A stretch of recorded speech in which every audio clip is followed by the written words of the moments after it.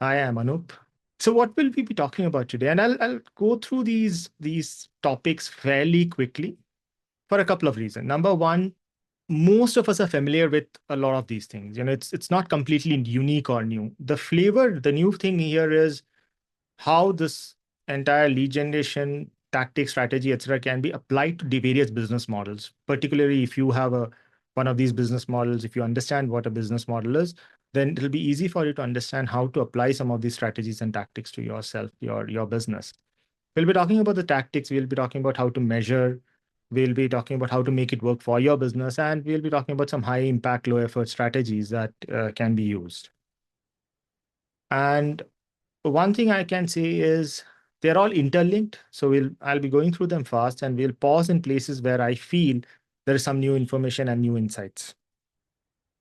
Let's talk about tactics fairly quickly. For B2B, we are all aware of B2B businesses, right? Most of us will be, if you're on LinkedIn, the chances are fairly high that you have some sort of B2B business, or at least you talk to other businesses in some capacity. And given that, you're very well aware that, LinkedIn is important. Of course, you're on LinkedIn. Many of you are on LinkedIn platform, therefore it is important. Some of you also may be aware of referral programs. Maybe you are part of BNI. Maybe you're running referral programs for your business where you have some kind of paid referrals even running. We- Many of us participate in industry trade shows, and we are doing a webinar right now. So webinars, I feel, are fairly powerful. They attract the right audience. It's not the number of people, especially in the B2B industry. Many people tell me that, hey, I want 10,000 people for my webinar. But that, I think, is a very strange request, because the number of people you're going to have as clients is not 10,000. Maybe it's in hundreds, maybe it's in thousand, lower thousands, right? And unless you are in a commodity type of B2B business, you are not expecting tens of thousands, you're expecting maybe hundreds. So numbers may be small. What you need to focus on is, are they the right people or not? Even on LinkedIn, even on social media, a lot of businesses, a lot of B2B businesses chase big numbers. Instead of chasing big numbers, think of the demography. Is it the right set of people who are following you, who are joining your webinars, seminars, etc.? Are the right people reading your blog, downloading your case studies and white papers? And that's very important, because your numbers are not large, but you want to impact the right people. So yeah. So when it comes to this, then people ask me, hey, white papers and case studies have become boring. I mean, everybody has a white paper and case study. Yeah, that's true. But are you putting out a white paper and a case study which is specific to what you do, telling your potential customers how you can make them succeed? Many people make white paper and case studies academic in nature. Although it is called a white paper, it's called a case study. The idea is not to make it academic reading. The idea here is to make it impact the customer. So it is about success story, which kind of ties in the problem statements properly.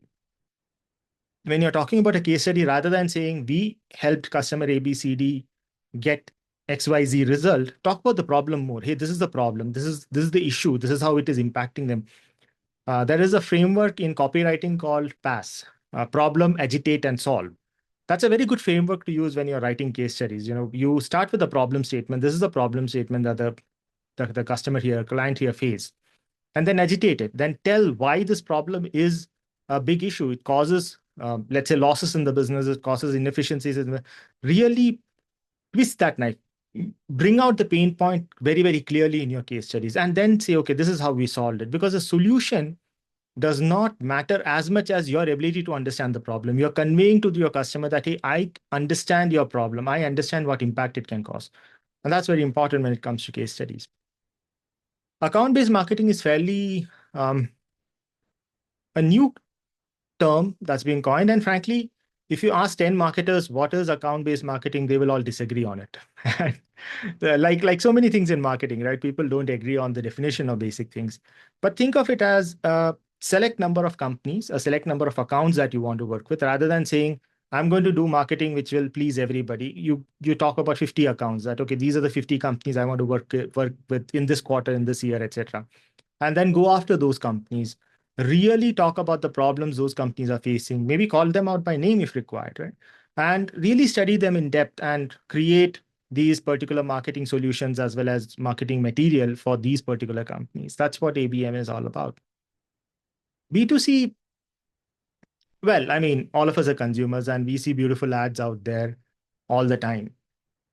Now, are beautiful ads the only way to generate leads in B2C? The world is moving online, steadily.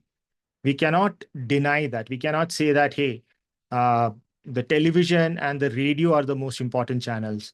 They are in certain cases, but they are not the only channels anymore. You have YouTubes of the world and you have social media marketing too.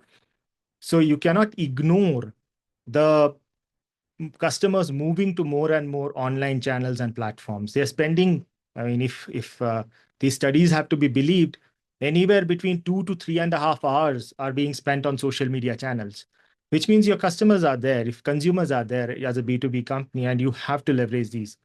So a lot of new stuff has come in. Mobile marketing is there, of course, UGC, user-generated content where other users are praising your products, etc. Influencer partnerships. We see a lot of influencers hawking products out there to their followers, saying, hey, I'm sponsored by this company and this is really good product, etc. Even some of them in the beauty industry, for example, some of them even show you how to apply the products and all that. So there are various ways influencer partnerships work, but you have to be very careful, because although a lot of influencers have a lot of followers, that does not mean the followers are actually consumers. They follow for entertainment purposes many a times. Yeah. And we all understand social media marketing, and we all don't understand social media marketing, because it's just like ABM, right? Account-based marketing. Every company has a slightly different definition of what it means to be social media, do social media marketing. You go to a company which specializes in videos, they will say, hey, you know what? Video content is social media marketing. You go to a company which specializes in writing, they will say copywriting is social media marketing. The company which has a lot of people working on Photoshop will say images are the most important thing in social media marketing. Unfortunately, no two marketers agree on what social media marketing, what is important in social media marketing. Again, just like everybody, I have my own take on it. I believe understanding who your target audience is and what really impacts them and what they consume and following those patterns is social media marketing. But unfortunately, like other marketing, where creativity and data analytics and a little bit of consumer psychology can get you ahead, on social media you also have to dance to the tunes of the platform. If the platform tomorrow says that you have to produce 2-minute videos, yes, you have to produce 2-minute videos. And if the platform comes up and says every video you put has to have something yellow in it, so people will have something yellow in it. Unfortunately, the platforms dictate the rules of how your reach increases, and it is borrowed traffic. Be very careful. As a company, when you are on social media, it is not your loyal customer, it is the platform's users. And tomorrow, if for any reason your account gets shut down or banned, you're done. All that effort is gone. So be very, very careful when you do social media marketing. In the e-commerce industry, again, e-commerce is fairly vast. It's a business model, it's a delivery model, purchase and delivery model. And you have B2C, B2B, C2C, D2C, all kinds of models are there. At the end of the day, it's online, right? I mean, people come, use your app, they maybe use your website and they make purchases. And different models are there, different styles are there of doing it. But something that is true of pretty much all e-commerce is having social proof. If others say, if the consumers say don't like it, if they don't leave comments, if they don't say leave their updates, the 5-star, 3-star, etc., ratings, as I call it, uh, it plays a very big role. In fact, I mean, more and more proof is there that consumers go online and they do see the ratings before they purchase items. And if you're not supporting ratings as an e-commerce company, then you're not going to lose a lot of customers, potential customers. SEO, it's online, it's written, it has images, it is searchable, then SEO is important, period. I mean, there's no debate about it, right? It's not even a thing that you have to, I mean, wonder whether you should do. You should do SEO. And SEO, bizarrely enough, is considered this black art, this mystic art that only a few people know how to do.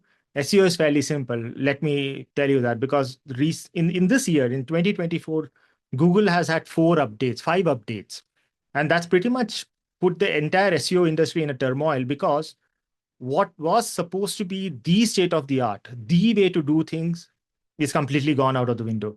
The only way to do things, especially if you're in e-commerce, is write articles that are useful for the people who visit your website. Very simple, period. If they're searching for something and you sell that thing and you have knowledge about it, write about it. Do not randomly write stuff which is not related to what you sell on your website.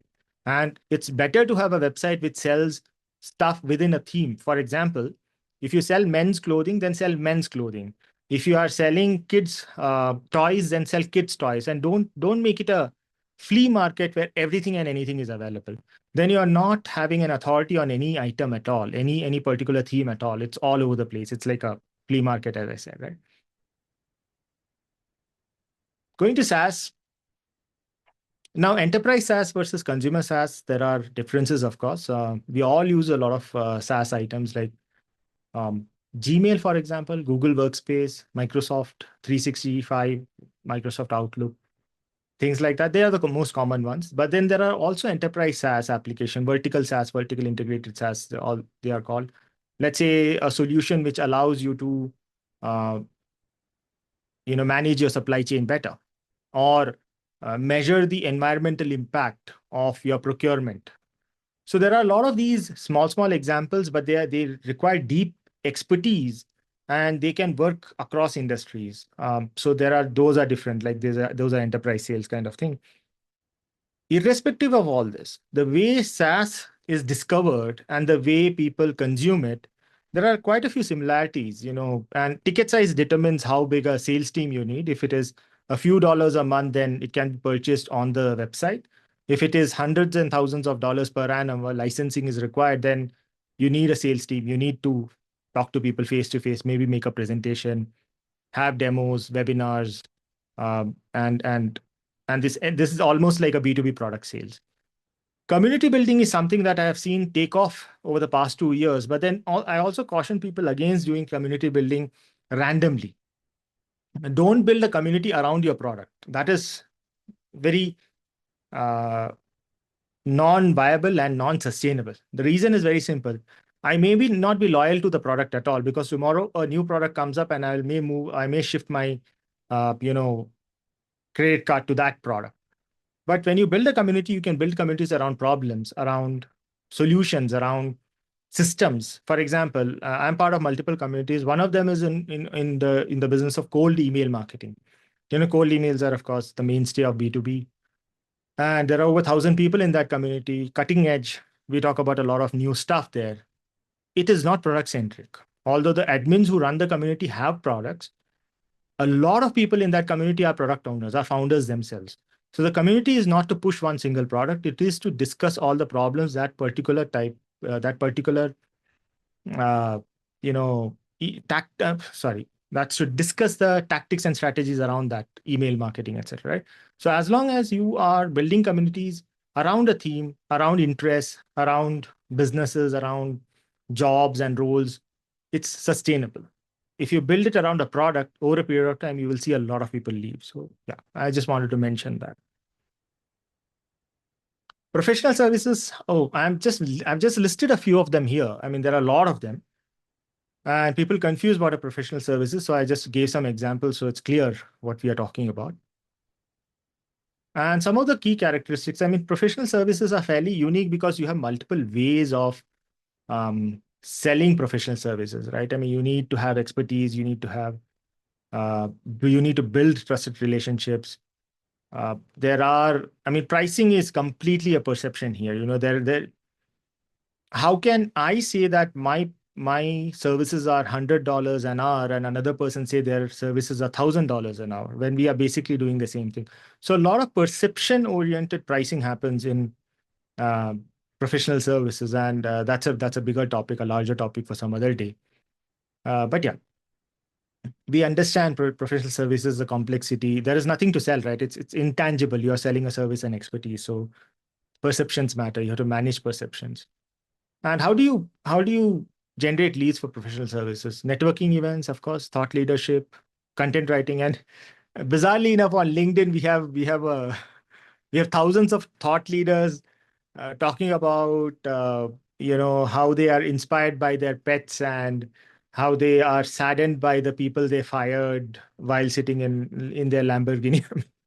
Okay, I'll not take a dig at all those people, but we know what we are talking about here. The thought leadership is actually going in the direction of egotistical, self-pleasing kind of content. No, thought leadership is about your insights, your perspectives, uh, based on your experiences, right? So you're considered a thought leader by others. You cannot claim to be a thought leader yourself. That's self-promotion. So yeah, I mean, one of the things I see in professional services is everybody wants a referral network. Typically, when you're starting a service, maybe an agency, maybe a firm of some kind, you start with your family, friends, and maybe ex-colleagues, and maybe one or two clients, and ask them for more referrals. And these referrals keep happening. If you are like let's say a legal firm, then you need to do some local SEO because people search for near me, lawyer near me, yes, and they will find you. Case studies are more important professional services than anything else. The reason being because there is nothing tangible to sell. There's no product to touch and feel. Case studies kind of are a window for potential customers to see what type of things do you help them with, what can you solve for them. So it's very important to have case studies. Let's talk about the effectiveness, how to measure effectiveness of lead generation, starting with the KPIs. Well, now, I mean, people who are listening to this, some of them may have, differing thoughts, which is fine. Uh, do add your comments. I'm happy to listen to you. There's no problem.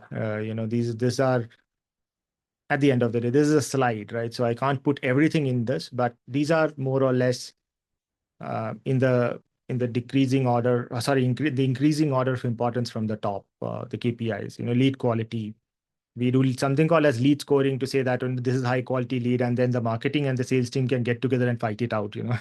The marketing team will say, "Hey, this is the greatest lead ever," and the sales team say, "No, no, this is the person did not pick up my phone, therefore that lead is not valid." And then you also have conversion rates. Then you want to measure the cost per lead. Okay, it only costs $1,000 to get this lead, so they can pay us $10 for our monthly subscription fees. Bizarre, doesn't work for you at all. Cost of acquiring the customer. So lead generation versus the total cost of, getting somebody to pay you. They are different, and many people confuse this, and many people play a lot of games around this. And I have personally seen a lot of things happening around this. Cost of getting a lead was $50, but cost of acquiring a customer was $500 because it's 10x, because a lot of the leads that were coming in were not valid, not valuable enough or could not be converted for various reasons. So, the CPL to CAC journey is where a lot of optimization can be done in lead generation. So you have 50 leads, but you're only converting 2 leads. Therefore, something is off, right? Either the quality of the lead is not as stated, or the quality of your sales product process is not good enough, or enough follow-ups are not happening, or wrong promises are being made upfront when the lead generation is happening, or you're not giving away enough information. So people are filling the forms to get information, which is bad. Many companies, what they do is they don't give away the pricing. They don't give a range of pricing. And the potential customer comes in and fills in the form thinking that I will have a quick chat with somebody to get a understanding of what the pricing is like. And then they don't want to buy after that. So it's a waste. It's not a lead. It's not a good lead at all. They were seeking information. So people seeking information, if they are becoming your leads, that's a bad thing. Yes, people have all the information. They became your leads, and then they're asking questions. It is to confirm what their understanding is, and maybe to get deeper stuff, maybe to have some follow-up questions. So try to understand the difference between purely information and somebody following up with you.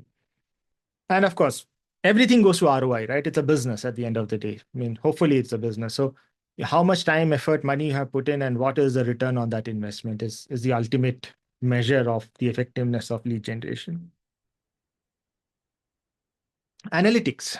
Um, Interesting thing, there's this industry now, maybe it is diminishing in importance at some level, called MarTech, marketing technology. And it grew rapidly. In 2010, there were about 150 tools in marketing tech. And from 2001 to 2020, this industry grew so rapidly that there were 3,000 plus tools by the end of 2020. And now I'm sure a lot of them are consolidating. AI is playing spoil sport. A lot of these things can be done using AI tools now. But at the end of the day, a CRM to track lead progress. And when I say CRM, it could be an Excel sheet, even a sophisticated Excel sheet. It's not about the tool, it's about the process here, right? Are you using a system to measure things or not? If you're not using a system to measure whether the leads are moving forward, how will you ever rectify it? How will you improve it? Website analytics, I think, it's one of the easiest things to do. Just go and put the Google Analytics or some other, I mean, even Microsoft Clarity and other analytics codes are there, which you can put in your website. Your team can help it. Any website team can help you do that. The idea being, you are able to understand how these website visitors are behaving. And if you're selling things on the website, it's very important to understand how people are behaving. They're coming in, they're reading, and they're dropping out, or they're coming in and just dropping out, which is called the bounce, right? Then either the website is loading slow. One of the reasons is that. Another is they are coming, they're just going through it and dropping out. Okay, they are not finding what they wanted to find on the website then. So a website analytics can open up a whole slew of things for you if done properly. And it can be complicated because, frankly, the new Google Analytics interface, which is the free and the most used analytics tool, is not very user friendly. Let me put it out there. But once you set it up, you get a lot of information very, very quickly. A/B testing, another thing, right? I mean, if you are generating leads through your landing page, a landing page where there's a form, it's better to have 5, 6 variations of that landing page, slight differences in the form, slight differences in the headline. There are plenty of tools that allow you to do that. So when somebody clicks on the link, the tool will send them to A, B, C, or D version of that landing page. And then you can test which landing page is performing better and choose that one and improve that. It's a continuous effort. It's not a one-time effort. It's a continuous effort. You want to keep improving your landing page to get better and better conversion rates. Multi-touch attribution, very tricky, not very foolproof either. But what you want to understand is, how are customers going through the entire journey of purchasing stuff? Are they coming to your website and then downloading something and then returning after a month and then attending a webinar and then talking to somebody, filling a form, downloading a case study, and then probably having a demo? What is a chain? What is a chain of events? Because today it's not linear, right? The progression is not linear. The assumption is that somebody will fill a form and then become a customer. Not true at all. They go through this convoluted journey of purchasing, understanding, testing, reviewing, referring, etc., much before they even talk to you as a business. So there are multiple steps that take a person from curious to interested. And that journey, if you can analyze it well, you can optimize it and you can get better leads and better quality leads for that matter. A lot of this is complicated. Let me tell you that it's not easy. You need a lot of times you need specialized softwares to run it. But if you're a small business, don't worry about all these things. You can even get away with doing web analytics, website analytics, and just having a CRM. Everything else, if you are spending hundreds and thousands of dollars and you have to optimize it, yes, they become necessary. So we started with business models. Now, each and every business model has a slight variation in how and what they measure. Right? For B2B, one of the most important things you can measure is the sales cycle length. How long does it take to convert a particular lead, or leads on an average, less, and the spread, of course, the fastest conversion to the longest cycle that it took, and the deal sizes. If that $1,000 deal is taking 5 months to close, then it's not worth it. On the other hand, if the $100,000 deal is closing in 1 month, then great, something great has happened.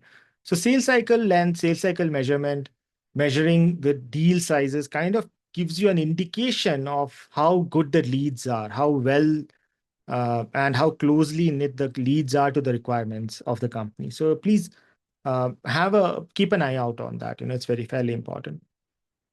Average order value, cart abandonment rate. I mean, e-commerce, I think there are so many books written about that now, I mean, but yes, you are measuring AOV and, abandonment rate. You have to keep a very close eye on these two. They tell you a lot because if somebody has come to your website and abandoned cart, within 2 to 3 days, you can bring them back. You can actually improve your purchase rates by bringing them back, by sending emails, by sending WhatsApp automated messages, by sending them, let's say, notifications if it's a mobile app and things like that. So there are these timeline based things you can do in e-commerce to improve your purchase rates, conversion rates. Professional services, of course, billable hours per lead is a pseudo metric. Uh, something like in India, right? A lot of people don't like billable hours; they prefer retainerships and client retention rate. In professional services, we typically expect clients to churn out in 6 months time to 9 months time, sometimes in a couple of years. Depends on your business to business. There are variations, but then uh, there is an expectation of churn. So you want to kind of monitor that and measure that and ensure you are getting overall the billability per client is increasing. Because see, at the end of the day, the constraint in a professional service is the number of hours, the total number of hours your employees, partners, everybody has who can put into the business. Yeah.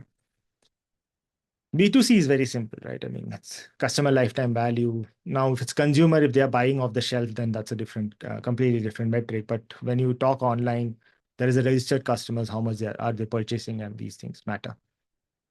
SaaS, oh, there are plenty of books on SaaS. I mean, there's a whole different maths, right? But you are looking at MRR and churn rate. I mean, see, lifetime value of a customer as well as CAC and all these metrics that we spoke about earlier, right, also impacts SaaS. But then business model specifically, when it comes to measuring the lead effectiveness, you are looking at recurring revenue and how much churn is happening. So because if certain SaaS products, up to 70% of their expenses are in lead generation, it's very important to measure these things because the longer the client stays with you, the easier it is to recover the cost of generating that lead or acquiring that customer, and then profitability starts. Let's make it work for you. Lead generation has to be aligned with business goals. So lead generation strategy has to be aligned with business strategy. This is bizarre because people say lead generation is a subset of marketing, therefore it should, work under marketing. Yes, marketing is what drives, is one of the things that drives the lead generation aspect. But then what people are missing here is lead generation is bridging the gap between the branding, uh, awareness thing and sales. Right? It's somewhere in between. And sometimes sales teams take control of lead generation, saying that we are generating leads. And sometimes marketing says, no, it's our role. In certain business models like e-commerce, there is no sales teams many a times. It's just the marketing team has to drive the entire sales too. In B2B, long, let's say industrial product sales, long sales cycle, 10 months, 1 year sales cycles, marketing's role is very diminished, and the sales team has to do a lot more work upfront. So it varies to business model, but your business goals have to be very clear, and lead generation has to be done for that. Is it market share growth? Is it new market entry? Maybe if you are doing new market entry, you're willing to lose money to get people to try your products and services initially, and then as you establish, you want to earn that money back. Your tactics, and we spoke about a bunch of tactics earlier, they have to be aligned to the buyer's journey.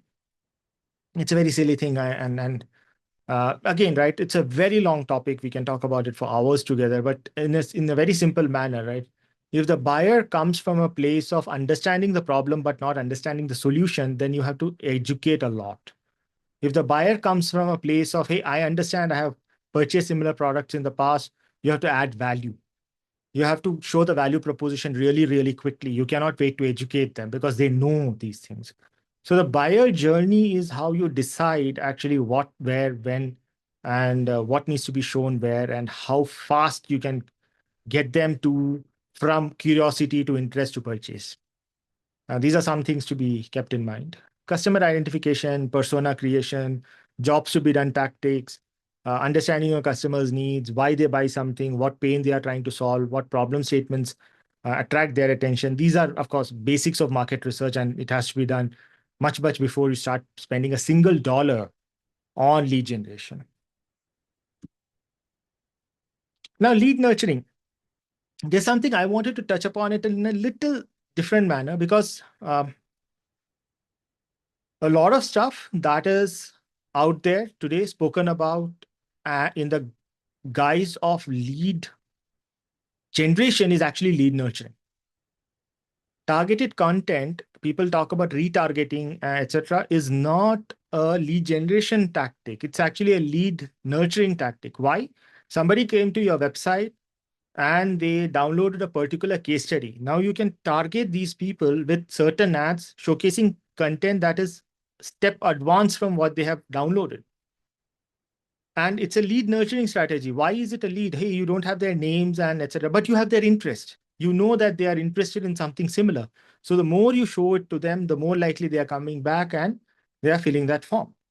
So lead nurturing need not be, and in today's time, right? In today's time, when we have so many analytics and targeting mechanisms available, a lead need not be just somebody who's giving you a name and an email number and a phone number. It can be somebody who's even visited one of your assets, online assets. It is resource intensive, of course, but here's a beautiful part, right? AI helps. AI can allow you to do a lot of personalization, customization very, very quickly. You don't need a team of people now. Personalized follow-ups can happen, like cold email marketing. Pretty much 90% of it is automated today. The complexity in implementation exists. You need specialized knowledge to implement some of these things, agreed, but it's not as difficult as it was 2, 3 years ago. Now, the final part, which is the sales and marketing alignment, because if you want to do lead nurturing, which basically means you got somebody who visited your website and then you are doing these things and then you're passing on this lead to the sales team once the lead fills in form, right? And the sales team comes back to you and says, you know what, these leads, they know about us, but they are not ready to purchase yet. So you need to improve your this nurturing cycle. And that can only happen with sales and marketing alignment happening properly. It requires ongoing maintenance. It requires a lot of communication, but it's very, very essential for the lead generation effectiveness to improve. If you want to do better lead generation at lower cost, you have to align sales and marketing. There's no other go. And lead capture process, right? And as I said, right, lead capture need not be a lead need not be somebody who's filling a form, but you do need them to fill a form if you want to sell to them ultimately. So optimizing the design of your landing pages, design of the website, optimizing and creating relevant lead magnets. Now, as soon as I say lead magnets, people think white papers and case studies that can be downloaded after filling a form. No. If you are making people fill forms, you're losing people's interest. Very simple. Nobody wants to fill forms. I don't want to give you my email ID unnecessarily, right? So, so it has to be tremendously useful. It has to be permission based. And just because somebody fills a form doesn't mean that they are interested to purchase your stuff. So yeah, what it means basically is that your lead magnet has to add value to the person, and they have to consider you as an authority or entertainment or whatever that is, and they have to keep coming back to consume more stuff from you, download more stuff from you, interact more with you. And that's when the journey is moving towards sales. Before that, it's not happening. And it's more complex today than it was, let's say, 5 years ago, 6 years ago. Chatbots and live chats have become fairly important. We see it across apps, consumer apps especially. It's very, very important, essential, I would say. I mean, if you have a consumer app and you don't have a support system or a chat system, becomes incredibly difficult for the customers, for the consumers to interact, understand, purchase more. Many people, what they are doing is chats and all that has become a support system rather than a sales system. Now there are ways to implement chatbots as a sales systems too. And this is thanks to modern AI tools that are there. You can really help people navigate and understand the options that are available and solve the problems they are facing, and send them in the right direction of purchasing something, or looking at the right pages if you have a complex website or if you have complex offerings. So yeah, it's possible today. Implementation again requires a little bit of specialized knowledge, or you hire somebody and get it done. Let's look at some high impact and low effort tactics that can get you better leads faster, uh, at a lower cost. Now, people say, hey, you know what? Zero cost marketing. Um, if you're not spending money, you're spending time. Let me put it that way. You're spending something. And I would say time is more precious than money. But when it comes to business, sometimes you don't have the money, you don't have the resources to invest. Okay, then you have to invest time. But we are trying to look at maximizing the impact, or maximizing lead generation in this case with the lowest effort possible. And how is that? How can that happen? One of the ways you can do is leveraging existing assets, which basically means content repurposing, optimizing your web page, getting customer testimonials, spending a little bit of effort and ensuring the customer testimonials comes to you easily. Make it low friction, and you get more customer testimonials, the better it is for your, uh, you know, business at the end of the day. And this all kind of leads to better lead generation. And content repurposing is something I believe can be done very, very easily today, thanks to all the tools that are available. You just have to click a button, and a video that you have recorded can become multiple blog posts and podcasts and short reels and whatnot. It's very easy. You don't have to spend a lot of effort or time doing this. So the costs have crashed. What used to cost about $5,000 and a team of people can be done with a $50 tool and maybe an hour a week. Uh, Invest into that rather than saying, "Oh, no, no, this is not for me." Not necessary at all. It's something that you should be looking to do. Yeah, a lot of automation tools exist. They have been done for about a decade now, but then people still don't use it. Something like drip email campaigns. Somebody comes in and signs up to your email after, let's say, consuming a lot of your content. They like your content.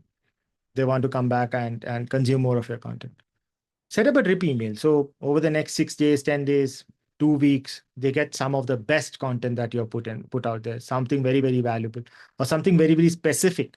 Because let's say somebody comes and signs up for email from a particular page, you know that their interests are in this direction. Let us say they want to understand more about lead generation in this case, right? Or they want to understand more about content writing, for example, right? So you can send them different things, and these automation tools are very easy. They are available everywhere. Mailchimp, for example, is a popular one.